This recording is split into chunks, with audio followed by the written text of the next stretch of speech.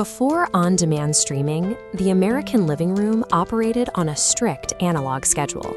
You watched a broadcast when the network aired it, and if you missed it, that programming was gone forever. The major networks dictated family routines.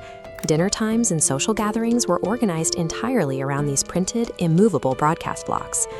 Then came the radical concept of time shifting, the ability to record a live television program to a magnetic tape and watch it at a later, more convenient hour.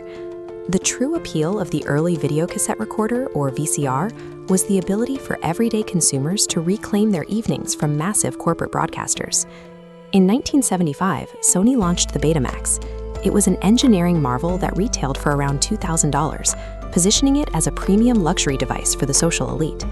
2 years later, the Victor Company of Japan, JVC, introduced the video home system, commonly known as VHS.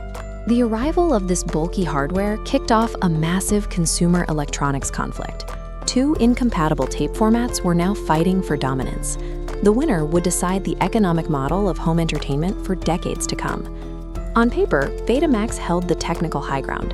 It offered sharper picture resolution, clearer audio fidelity, and a highly compact cassette design. Yet Sony made a strict engineering compromise. Early Betamax tapes maxed out at exactly 1 hour of recording time, forcing viewers to physically swap cassettes in the middle of a broadcast. JVC prioritized capacity. The standard VHS tape could record 2 continuous hours right out of the box, and the company eventually pushed that limit to 4 and then 6 hours. 2 hours covered the exact runtime of a full Hollywood movie, or the bulk of a Sunday NFL broadcast. You could press record, leave the house, and catch the entire game when you returned. Families didn't care about a slight edge in color if it meant missing the fourth quarter. The convenience of uninterrupted recording easily overpowered Sony's technical superiority. Sony also maintained a highly guarded corporate ecosystem. They kept Betamax proprietary, which kept the cost of manufacturing and the retail price of the players artificially high. This flowchart shows their contrasting strategies. Sony remained an isolated node, while JVC licensed VHS openly to competing brands. Multiple manufacturers flooded the market, triggering a massive price war. VHS players rapidly plunged from over $1,000 to just $200 by the mid-1980s. By the late 80s, the VHS player was no longer a status symbol for the elite. It was a standard household appliance in millions of middle-class homes. As VCRs entered homes, the major film studios panicked.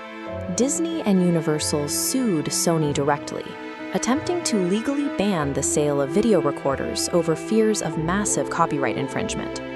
The legal battle dragged on for years.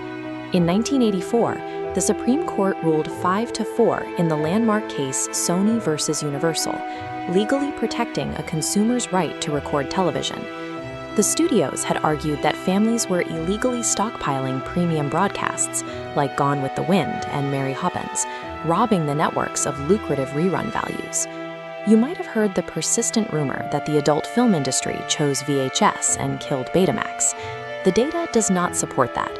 Pornography was widely available on both formats. Market dominance was driven entirely by tape length and player affordability. Sony financed the grueling, decade-long legal fight that legitimized home video recording. Yet by the time the court ruled in their favor, JVC's format was already running away with their profits. By 1987, the battle was effectively over. The VHS format controlled roughly 90% of the multi-billion-dollar home video market. The mass adoption of these players birthed an entirely new secondary economy.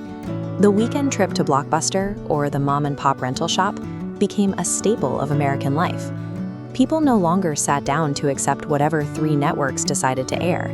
They browsed aisles, made specific choices, and curated their own cinematic weekends. The video cassette recorder evolved the television set from a one-way broadcast receiver into an interactive entertainment console. In 1988, Sony bowed to market pressure.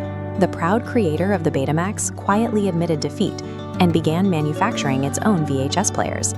Sony's bet on technical superiority was ultimately sidelined by a market that valued recording capacity and a lower barrier to entry.